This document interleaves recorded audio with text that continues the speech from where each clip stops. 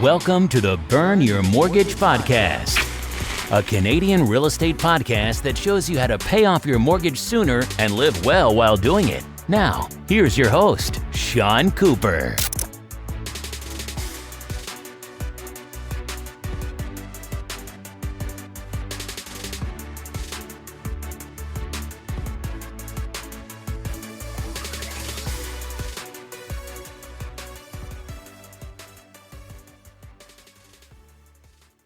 Welcome to the Burn Your Mortgage Podcast.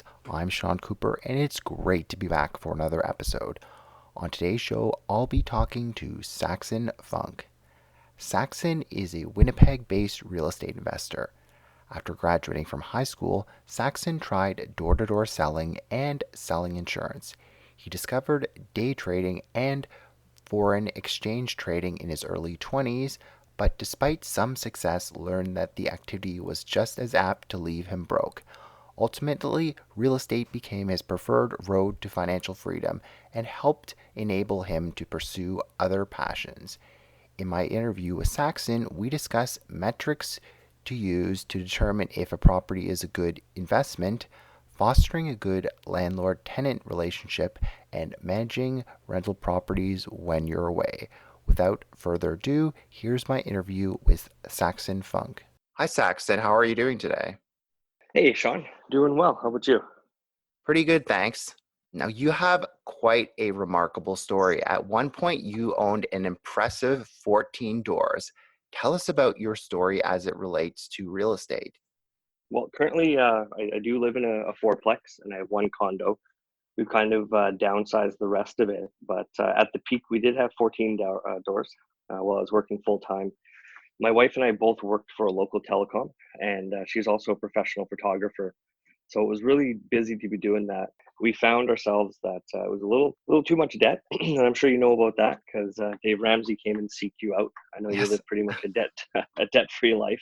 The way we got to our 14 doors was by reading Robert Kiyosaki, Rich Dad, Poor Dad. Really good book. If your listeners haven't listened to it, I do recommend reading it. I think it gives you a good context on how to run a business. And real estate is ultimately a business. And what I liked about it was that it was tougher than normal. It should be stable. But if you miss a month's rent, it's not like you can go and sell 30 more books to make up for that missed rent. It's gone.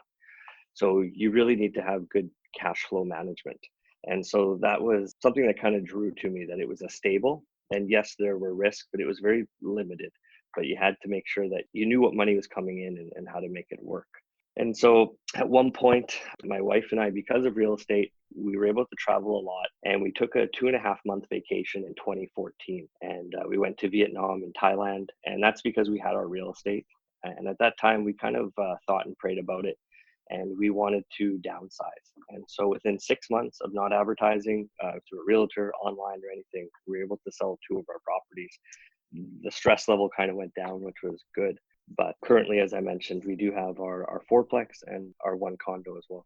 Perfect. Now, you've touched on this a bit in your first answer to the question there, but what first attracted you to real estate, and what are some of the metrics that you use to determine if a property is a good investment? I heard that, for example, you're attracted to the Winnipeg market as an example when you found out you could buy a property at 10% down and you caught the real estate cycle at the right time. But for people not as fortunate as you, maybe you could provide them with some advice.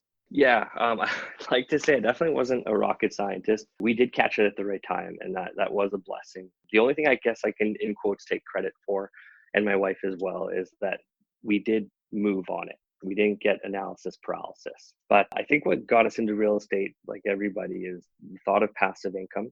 I've always done riskier trades. Right out of high school, I was day trading commodities and Forex. That didn't go so well. And then I know that's one of your questions later on about the different things that I've done, but I don't have a university education. Definitely not against university.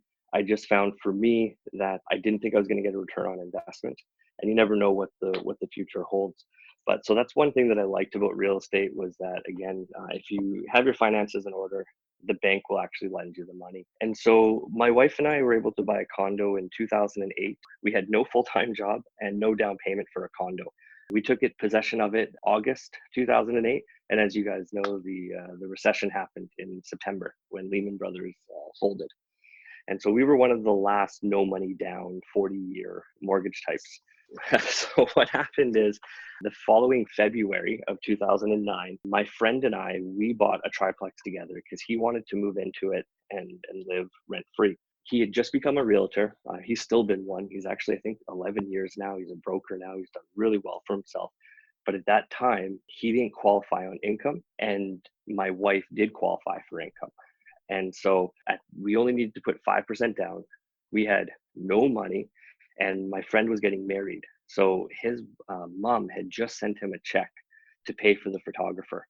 So we actually used that photographer check as our down payment to buy that first building.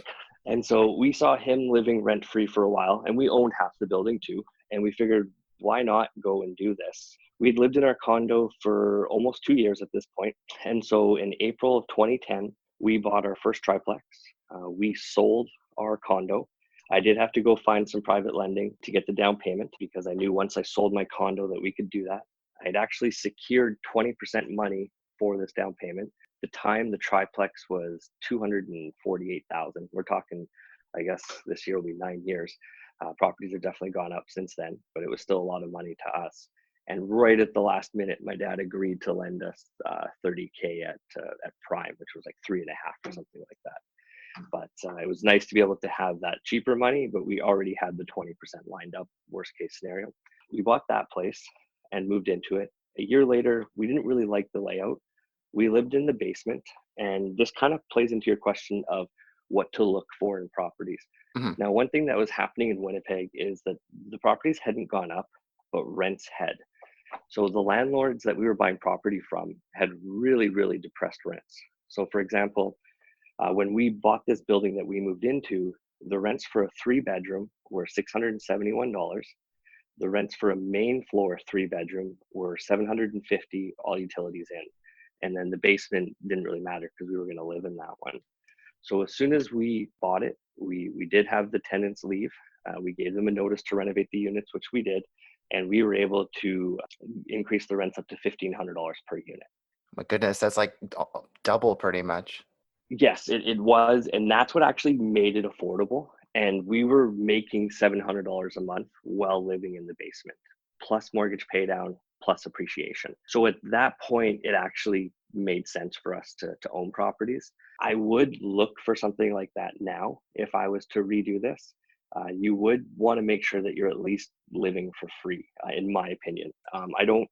If you correct me if I'm wrong, Sean, I think this whole time you've been able to pretty much live mortgage free. Yes, I mean, like with the property that I've lived in, even when I had a mortgage, it was cash flow positive. So even in a worst case scenario, if I became unemployed, I would at least have all my expenses taken care of, including the utilities and home insurance and property taxes and the mortgage with my tenants. And that's the exact reason what drew us into this. And then at that point, we didn't like the layout, so we ended up buying another fourplex. And I just want to make this clear to all your listeners: we didn't have any financing from friends and family. I know I mentioned that my dad came in at the last minute, but that's just because he pretty much knew that we were going to go borrow 20% money. And he'd already seen us put these deals together. So he figured that he knew that we were going to sell our condo. It was on the market and it did sell within 3 or 4 months. And so he knew that his money was guaranteed. And I bring this up not to encourage debt because I'm no longer doing this, but my wife and I, we've always had separate finances. We do our monthly budget. We know each other's finances. It's just that when it came to getting lending, the bank always seemed to treat us better when we had our finances separate. And now I don't, this isn't me saying that you and your spouse should have things separate, because that's not what I'm trying to say at all. But it did help us to be able to get financing. So what I was able to do was actually gift my wife money so that she could have a down payment to buy the next property. And the triplex that we had bought that we lived in was in my name. So she was able to qualify for the new fourplex. And the fourplex that we moved into, the vendor was willing to do a vendor take back. And he gave us $30,000 that was registered as a second mortgage on the triplex that we were moving out of. Wow, you don't see vendor take back very often. And just for our listeners, would you be able to explain quickly what vendor take back is, because they might not understand? Yeah, not a problem. So what a vendor take back means is that, let's say the purchase price is 270,000. The vendor will actually take personally 30,000 in this case as a mortgage. And then the bank would only lend on 240,000. And so what this allowed us to do was actually do some really much needed renovations to this. And the way that I made this appealing to the vendor, because as Sean said, it's not something that you see often, especially in a seller's market. And that's what this was. He did take mercy on me, which was nice. He was close to his 70s. We were only 24 at this time. I did sweeten the pot by saying I would give him 10% interest on the 30K. And it was a guaranteed for the first year. And if we hit one day into the second year, he would get full 10% interest. And so it was very appetizing to him to do that. And so what we did is, on the triplex that my friend had lived in, the very first one, we ended up refinancing that building to pay off this loan. So it was kind of nice to have that all dominoed up that way. And then we bought another triplex and a condo after that. That's what I liked about real estate, is that you could get creative. If people trusted you, they'd be willing to work with you. And then you had this physical asset as well that made it easier to raise capital at the same time. But in my case, I just found that the debt payments were getting a little out of hand. We were blessed that we kept asking for line of credit increases. And so we were able to increase our lines by quite a bit. So we did have cheap capital when we had to fix the property. But I think some people get mixed up. They think cheap is free and you never have to pay it back. And I really don't like having outstanding money. So it was nice when we sold those properties to be able to clear up all those lines and then do what Dave Ramsey preaches and have a 3 to 6 month emergency fund. And then we started investing in the stock market. We try to do 10 to 15% of our income every year towards retirement for that. Oh, so many great pieces of information and tips there. So thank you for that. Moving on to the next question. As you alluded to earlier, you've tried various things out: door-to-door selling, selling insurance, day trading, foreign exchange trading, and the list goes on. But ultimately, you chose real estate as your preferred road to financial freedom. Why is that, and what does financial freedom look like for you? I would have to say that God put real estate in my life to ensure that I knew what long-term savings and wealth looked like. I can be a bit of a gambler. I know not to bet the house, but this definitely forces you to have a long-term savings plan. And so I would say the way that it looks like financial freedom is not having to do something that you don't want to. And that doesn't mean, I think everybody works. I know that you're still working, Sean, and I'm sure there's times as a mortgage broker that there's some tasks that you don't like, but ultimately you love this field and you're able to do it. And so one of the things that I really wanted to try 2 years ago was doing drop shipping. And it's not an easy thing. And because of that, as soon as my son was born, which is, I've got a 21-month-old son, my wife took maternal leave and I took paternity leave. So I got 8 months of pay. And so I went and rented an office and was able to start this business. And it's because I knew that our living costs were taken care of. And that was a really, really big thing. And so we ended up, both my wife and I, we both left our corporate jobs. We were blessed that we had a defined benefit plan. And I know you know all about that, Sean. And because interest rates were low, and that's another thing, when you know about real estate, other investments tend to make sense. So if you know what capital, like a cap rate is, then that really helps when it comes to when I left my job. I knew that interest rates were low. And so if interest rates were low, then my buyout had to be bigger. So it was a safer return because I had more information. And then I was able to take that money and invest it for the long term because it's locked in until I'm 55. But I've been able to choose what funds I want those in. And so real estate's allowed us to make a lot of choices that look risky, not be as risky, and feel like we're a little bit more in control than maybe some other people feel. No, that's a great point. And just curious, in the future, in terms of your financial freedom, where would you like to see yourself at age 55? Or like, what does your financial freedom look like? You mentioned earlier that you were able to travel for 2.5 months, but is that really your dream, to be able to travel and work while you're on the road? No, it's funny. As you have kids, you realize traveling is a lot more cumbersome than it used to be. And I'm really grateful that we've been able to do a lot of traveling in the past. And if we wanted to, we know that we could. But it's nice to know that we now choose not to. Last year was great. I had a conference in Mexico, and my wife and I, and my 7-month-old son at the time, we were able to go to Mexico for 5 weeks. And that was a really big thing, that we could choose to go together. I could work. And we also knew that our real estate was kind of being looked after at the same time. But for me, I think financial freedom is just knowing that there's money coming in, the bills are covered, you can be generous, and you can take risks when the times come. And that's really important to me, to be able to always be able to seize the opportunity. Like I don't want a recession to happen. People lose jobs during recessions. And, it doesn't mean that we're not impenetrable. I would hate, God forbid, to have something take place where we, weren't in the same financial situation. But I do get excited about a recession taking place because bank stocks, for example, well, if you ever look at the big five that we have in Canada, every time they go in half, they tend to rebound within 2 years. And the dividends still pay quite well. So I get excited knowing that we can take those kind of opportunities, and I have fun with that. So to me, financial freedom is having extra cash to be able to take opportunities. Great. I couldn't have put it better myself. Now, Saxon, you have been living in your multifamily dwelling for 8 years now and investing the difference. Walk us through your journey. I think that the main thing is looking at challenging opposition to your own ideas. And that would be, for example, I really started gung-ho with Rich Dad Poor Dad, and I think there's a lot of value in that. But for me, I was feeling discontent and unsecure with all the debt. So it was really nice to be able to then have a Dave Ramsey perspective come in, and it really shook up my idea. And so I would really say that it allowed us to have a foundation of, yes, we have real estate, but now let's get out of debt. Let's plan how that looks. And so it allowed me to become more grateful for my job and not be so disdained at it, but also knowing that there was an exit at some time. And so I would really recommend, if your listeners don't know who Dave Ramsey is, they should go to daveramsey.com. I have no affiliation with him at all, other than the fact that his principles have really shaped my wife and I's journey. That's great to hear. And he's written several best-selling books, so it doesn't seem like you're the only one that's a fan of his either. No. So besides being a homeowner, as you mentioned, you're also a property investor as well as landlord. So how's your experience been as a landlord? And any tips to help foster a good landlord-tenant relationship? Yeah, I think whether you're living in the building or not, it's always the golden rule, right? Do unto others as you have them do unto yourself. You do have a business to run, but that doesn't mean that you have to be rude about it.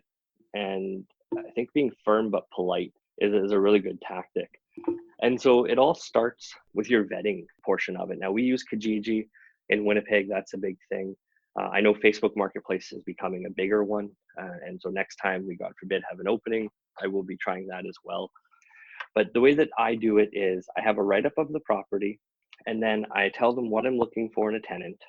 I give them 2 options. I'm showing the place at Thursday at 5:30 or Sunday at 2:30. Please reply with what time works best for you. And then I also want all those answers from the questions that I asked above. So when somebody replies to me, then I know that they're able to email and communicate. Also, I'm not just letting them pick the day that I'm going to be there. So this really sets that, that your time is being respected and you're going to respect their time as well. One thing that I don't do is I actually don't give the address of the property in the first communication. I give the street, I give a picture of it. But this way here, if somebody emails me and doesn't answer all the questions or pick a time, just like everybody, I'm pretty busy. So it's not that I'm rude. I just don't have time to reply because you didn't reply the way that we agreed that we would exchange replies. So if they do, when they do reply with the time, we'll say Thursday at 5:30, and then they say, here's where I work and this is why I'm moving. That's a big thing. I do ask, why are you moving? Because if they start bashing their landlord, you probably aren't going to have a good relationship. I understand that we're moving because we now have a baby and we need a 2-bedroom. We're only in 1 bedroom, or I'm relocating from work, that kind of stuff. That's what you're really looking for, is how do they present their challenges and how is that going to work? And so once they've done that, I then reply with the address, and then I give them a phone number that they have to call 1 hour before they come to confirm that they're showing. And if I don't receive that phone call, then I won't show up. And what that allows us to do is we now know that we can communicate through either Facebook Messenger or through email, and we can also make a phone call as well. And I've just found that 9 out of 10 times that really just makes sure that I'm getting a good How often do you find that the people don't even make it through those first two phases? You know what? I'd say like 80% of people will respond in the proper way. And then I will say that there's probably a 70% to 80% chance that they actually show up to the meeting. Great. And I'm just curious, have you ever had an unfortunate situation, perhaps with a tenant, or any stories where you did all the right things in terms of screening, but it didn't work out for whatever reason? And how did you deal with that situation? Yeah, I mean, I'm definitely not perfect. The system isn't perfect, but I will say that the biggest problems I ever had have been when I don't follow that system. Like I've had tenants that have caused a lot of problems, and that's just because of the size of when you have 14 units and you've been doing it for 10 years, you have those outliers, and they are outliers. So I don't want to scare anybody from doing it. If you're looking at buying a duplex, live just like you're doing, Sean, the chances are you're really not going to end up with a tenant that you don't want to live with, especially if you do put in guidelines like what I have said or what Sean said in the past or some other readings that you have read. But I would say I had one tenant, and they were really good. They had some personal struggles, and I think we all do. And in 3.5 years, there was an issue with a substance abuse issue. But because of, and I don't want to say the system, but I knew that they had a job. I knew that they could communicate. So even through those struggles, they communicated the whole time. So even though it was a completely uncomfortable situation, this person was still able to communicate, and they were able to stay there for 3.5 years. And that worked out really well. Now, as you mentioned earlier, you've done your fair share of traveling, maybe not as much as you used to, but unlike passive investments such as ETFs and mutual funds, real estate is an active investment. How do you manage your rental properties when you're away from home? Well, I guess there's two parts I'm going to touch on that. One is, and I know, Sean, you went on the quest of being mortgage free, which is a high honor that you've done that. But one thing that you chose not to do and that you could have done, and I say this for your other listeners as well, the reason why my wife and I have been able to do a lot of traveling is that we didn't have this mortgage payment. So if you imagine, $1,500 a month, that's 18 grand a year. You can do a lot with 18 grand a year when it's not going towards rent or going towards a mortgage. I collaborated with you, I think it was March of 2015. There was an article that I wrote on your blog called You're Richer Than You Think. Yes. And that was a really exciting one because I had written that while I was on a 3-week vacation in Italy with my wife. We did Italy and France. And those aren't cheap vacations, but because of the fact that we didn't have these housing costs, they allowed us to take those 3 weeks and really maximize those 3 weeks. And however you want to spend your time, if you want to do it in the backyard or if you want to go camping, that's awesome as long as you're recharged. But having the options to do things differently is really nice. And that has been really good about real estate. With regards of managing it, we live in a great digital age now. Your tenants can email you if you want to be able to choose to take that. I have a 1-800 number, and it's a local number too. So our area code is 204 or 431, but it really is a VoIP number. And what's nice about that is when I leave, I can have a friend look after that. And I just reroute the number. Instead of it going to me, it goes to my friend. And so when a tenant does call, and if they do, and it's very rare, and God willing, now that I've said that, hopefully it doesn't mean that I'll get a call now. But if you do get that call, your tenants don't know any difference because someone's picked up the call. And then they can also email you as well, or text, or whatever you guys have agreed to, Facebook Messenger or WhatsApp, that kind of thing. So it's really not that big of a deal. And there's also great things that you can do now too. If you've got a single family house or a duplex, you can put internet in there and allow one of your tenants to have internet for free. And I say this because now you can put up cameras that are all run off of Wi-Fi.